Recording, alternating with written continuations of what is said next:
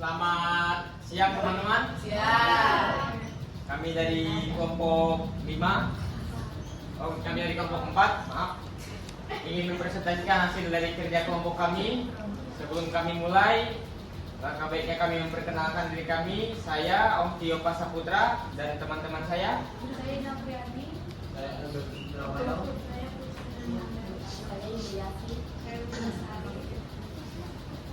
Dan baik. Di sini berjudul pengertian audit SDM. Pertama, audit merupakan ruang lingkup dari tugas manajemen suatu perusahaan sejalan dengan hakikat pengawasan, sehingga semakin besar organisasi suatu perusahaan, biasanya mungkin beberapa perusahaan memiliki cabang yang terbesar di seluruh negeri dan bahkan hingga ke luar negeri.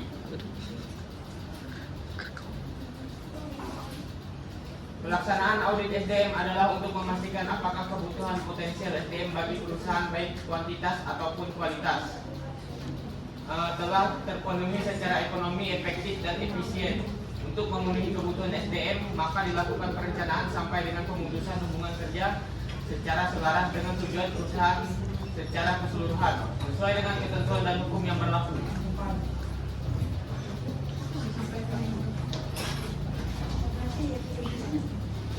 Ruang lingkup SDM. Ruang lingkup audit SDM. Yang pertama, rekrutmen atau perolehan SDM. Mulai dari awal proses perencanaan kebutuhan SDM hingga proses seleksi dan penempatan. Yang kedua, pengelolaan atau pemberdayaan SDM. Mengikuti semua aktivitas pengelolaan SDM setelah ada perusahaan, mulai dari pelatihan dan pengembangan sampai dengan penilaian kinerja karyawan. Ketiga, pemutusan hubungan kerja atau PHK karena mengundurkan diri maupun pemecatan akibat pelanggaran aturan perusahaan. Kerangka kerja audit SDM. Kerangka kerja audit SDM menghubungkan pengelolaan SDM dengan tujuan bisnis perusahaan secara keseluruhan.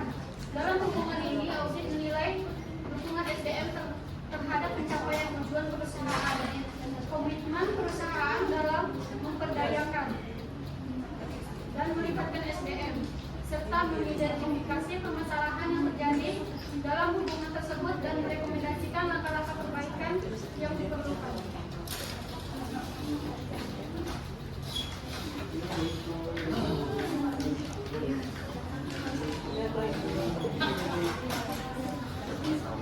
Latar belakang semua audit. Audit adalah beberapa baik manajer mengatur kebijakan SDM. Jika manajer mengabaikan kebijakan SDM atau melanggar peraturan hubungan karyawan, audit akan mengungkapkan kesalahan-kesalahan ini sehingga tindakan korektif dapat segera diambil. Ketaatan terhadap hukum sangat penting. Di samping memastikan ketaatan, audit dapat meningkatkan citra departemen SDM dan kontribusinya terhadap perusahaan.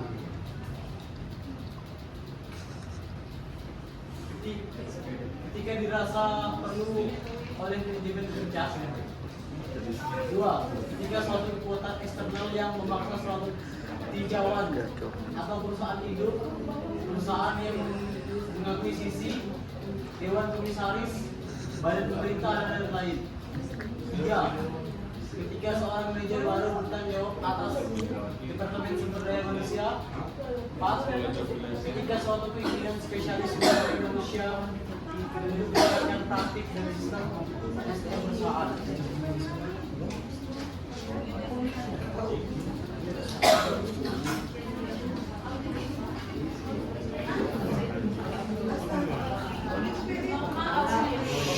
Lazimnya audit dilaksanakan secara intern oleh departemen audit yang ada di perusahaan.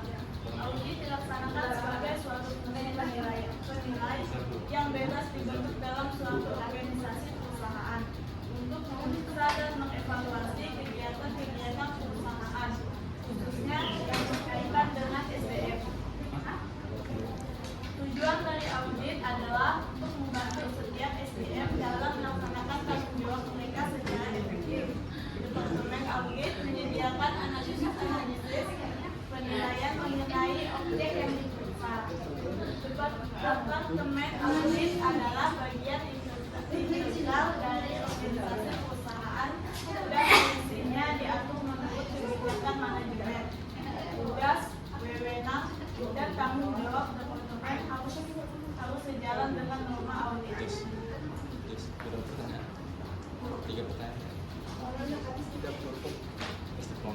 Tujuan norma audit yang pertama menanamkan pengertian atas peranan dan tanggung jawab departemen audit kepada semua level manajemen, badan atau lembaga lainnya yang mempunyai hubungan dengan audit. Yang kedua, menetapkan dasar sebagai pedoman dan pengukuran tugas-tugas audit. Ketiga, perbaikan atas pelaksanaan tugas-tugas audit. Norma audit manajemen yang pertama, independensi atau kebebasan. Departemen audit dikatakan independen apabila mereka dapat melakukan pekerjaannya secara bebas dan objektif tanpa pengaruh dan tekanan dari luar sehingga memungkinkan auditor memberikan pertimbangan yang lengkap. Ini dapat dicapai dengan menentukan status organisasi dan objektivitas.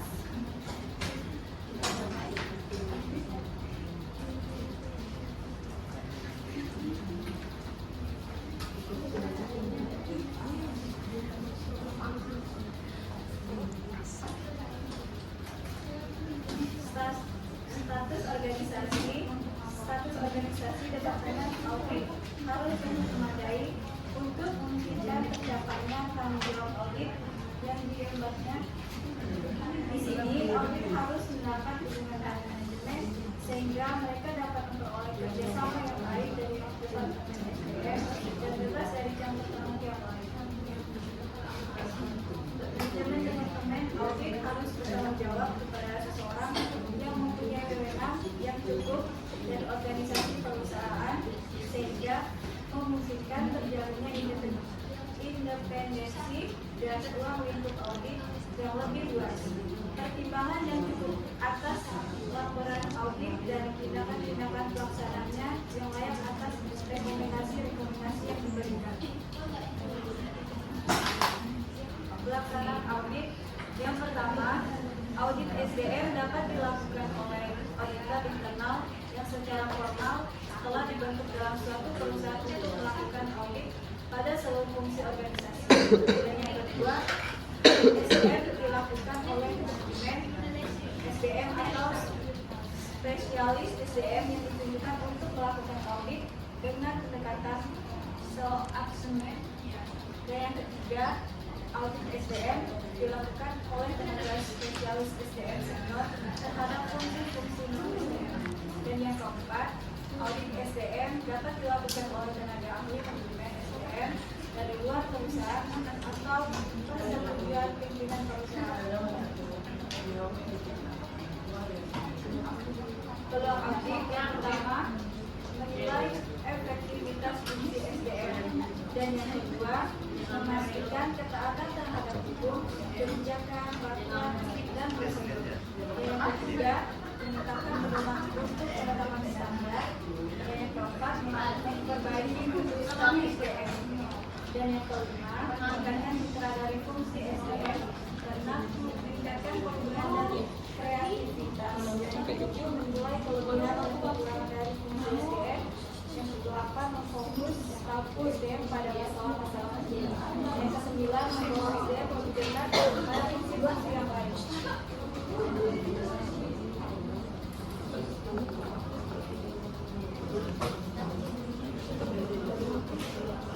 Studi kasus audit SDM di PT A Jakarta. Hasil audit SDM di PT A Jakarta menunjukkan bahwa perusahaan perlu meningkatkan komunikasi, memberikan penilaian dan tinjauan berkala, dan merevisi peraturan perusahaan. Audit manajemen atas fungsi sumber daya manusia di PT Dwi Daya Perusahaan ini perlu meningkatkan efektivitas program pelatihan dan pengembangan SDM serta membuat sistem review dan laporan yang terdokumentasi. Baik teman-teman, mungkin sekian pemaparan dari kami. Bagi yang ingin bertanya, kami persilahkan waktu dan tempatnya.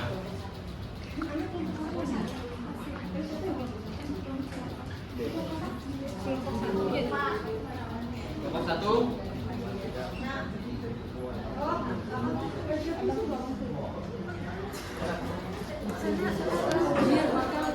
Silakan. Nomor 1.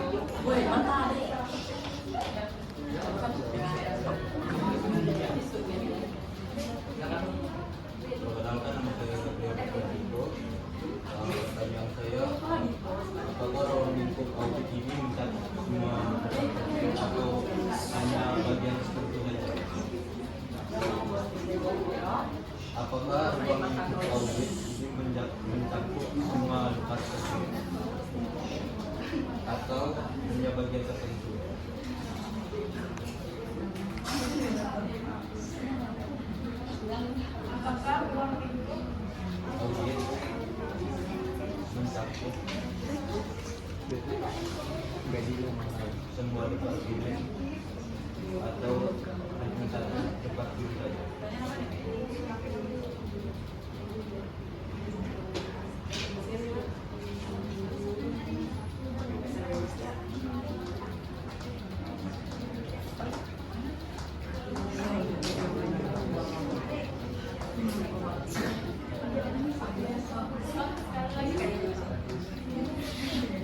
Apakah ruang audit dicampur semua departemen atau hanya satu departemen atau ada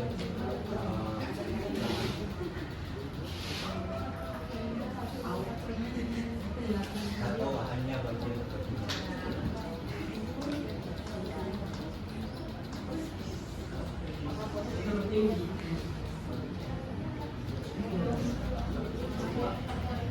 Kelompok 2, silakan. Apa saja indikator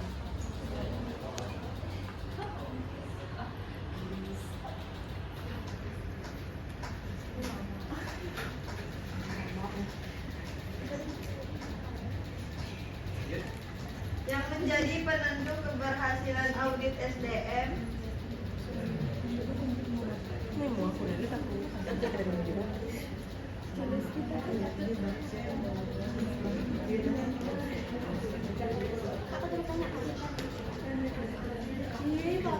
Dalam pelaksanaan audit fungsi MSDM.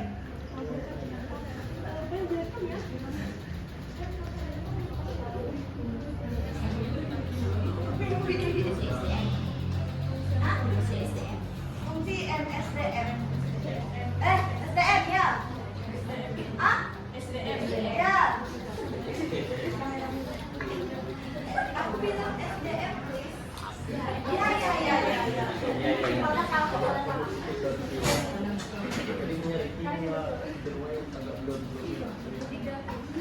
Kelompok 3,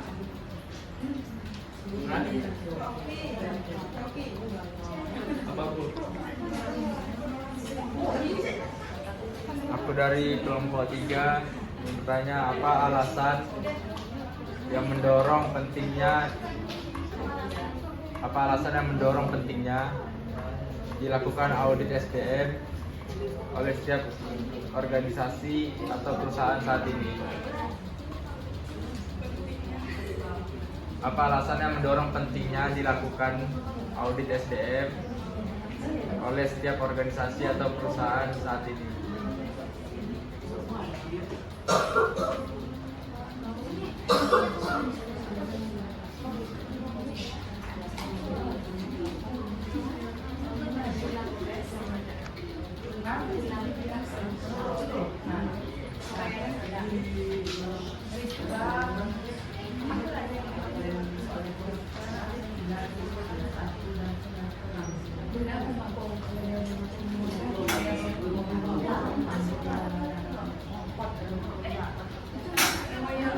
Kelompok 5 kami persilakan. Citra. Baik, perkenalkan nama saya Lena Citra dari kelompok 5. Saya ingin bertanya bagaimana audit SDM dapat membantu perusahaan di dalam meningkatkan kinerja sumber daya manusia.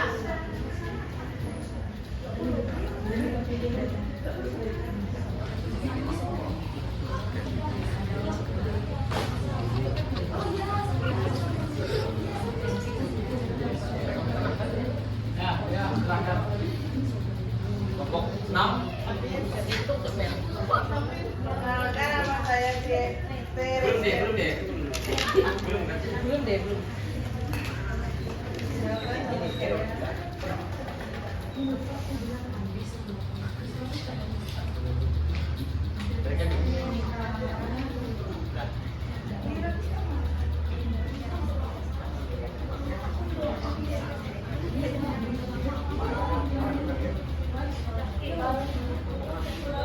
Kelompok 6, silakan. Perkenalkan nama saya Dene Syria dari kelompok 6. Saya bertanya. Pertanyaannya, apakah audit SDM menemukan keadaan yang memastikan kepatuhan terhadap berbagai peraturan undangan dan rencana strategi. Bisa diulangi pelan-pelan. Apakah audit SDM menemukan keadaan dan memastikan kepatuhan terhadap berbagai peraturan undangan dan rencana strategi perusahaan?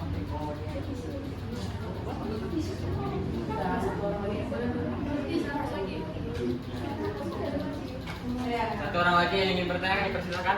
Oh iya saya. Silakan. Perkenalkan, nama saya Feliciatia dari kelompok 6. Saya ingin bertanya, apakah audit SDM menemukan keadaan dan memastikan kepatuhan terhadap berbagai peraturan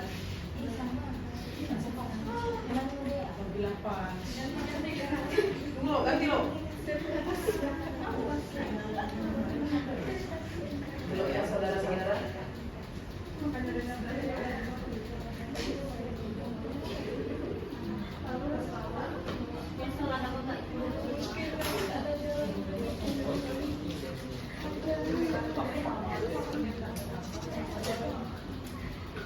Ini ya. Ini. Apa yang dapat dilakukan oleh auditor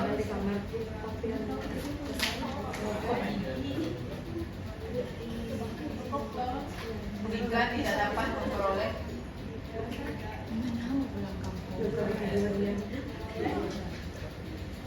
bukti yang cukup untuk mengukur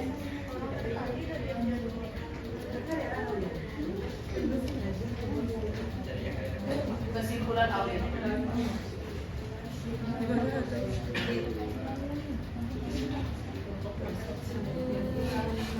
Kelompok 6.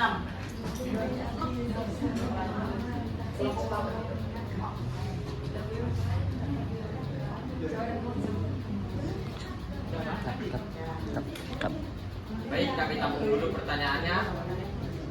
Berikan kami waktu untuk berdiskusi sebentar.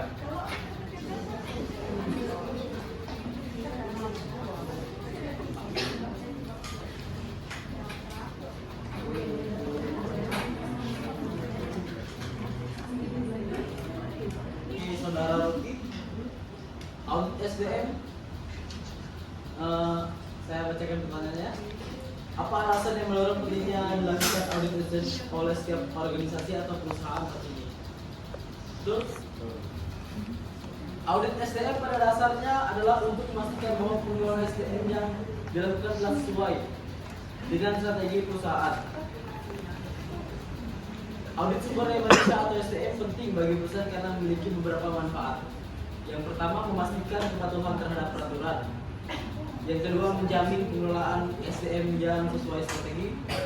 Yang ketiga, mengevaluasi kinerja karyawan. Yang keempat, mengidentifikasi proses yang belum memenuhi persyaratan hukum. Yang kelima, memberikan umpan balik. Yang keenam, meningkatkan efektivitas kerja karyawan. Baik. Apakah ada pertanyaan? Baik, saya akan menjawab pertanyaan dari Bang Gabriel. Nah, pertanyaannya adalah apakah ruang lingkup audit mencakup semua departemen atau departemen satu atau hanya sebagian tertentu saja? Di sini ruang lingkup audit dapat mencakup semua departemen atau hanya sebagian tertentu saja, tergantung pada tujuan dan sifat audit. Berikut beberapa jenis ruang lingkup audit. Yang pertama, ruang lingkup audit yang luas. Audit keseluruhan atau total audit mencakup semua departemen atas aktivitas perusahaan. Yang kedua, ruang lingkup audit yang terbatas. Audit departemen tertentu, misalnya audit departemen SDM, audit departemen keuangan. Apakah bisa dicerna?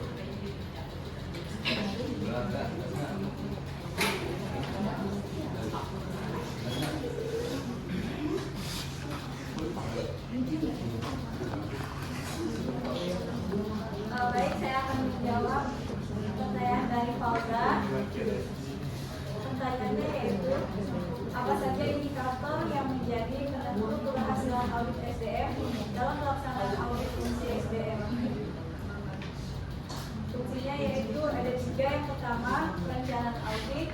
Yang kedua, pelaksanaan audit. Dan yang ketiga, pengelolaan dan tindak lanjut. Apakah bisa dipahami, Pak? Bisa. Terima kasih. Baik, saya akan menjawab pertanyaan. Bagaimana audit sumber daya manusia dapat membantu perusahaan di dalam meningkatkan kinerja sumber daya manusianya? Jawabannya, audit SDM membantu perusahaan kinerja atas pengelolaan SDM dengan cara menyediakan umpan balik nilai kontribusi fungsi SDM terhadap strategi bisnis dan tujuan perusahaan, menilai kualitas praktik, kebijakan, dan pengelolaan SDM.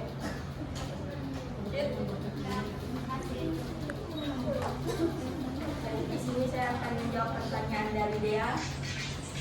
Apakah audit SDM menemukan keadaan dan memastikan kepatuhan terhadap berbagai peraturan undangan dan rencana strategi perusahaan?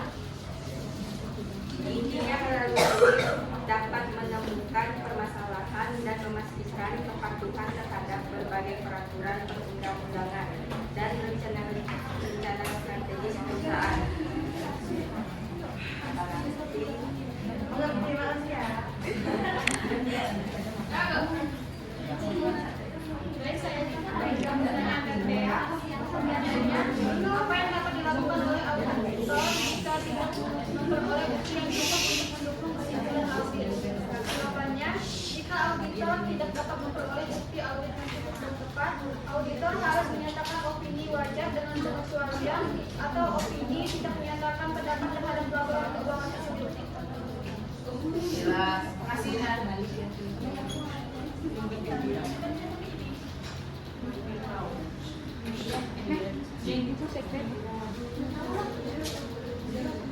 Baik teman-teman, mungkin sekian presentasi dari kami. Jika ada kesalahan kata maupun sikap, kami mohon maaf. Terima kasih.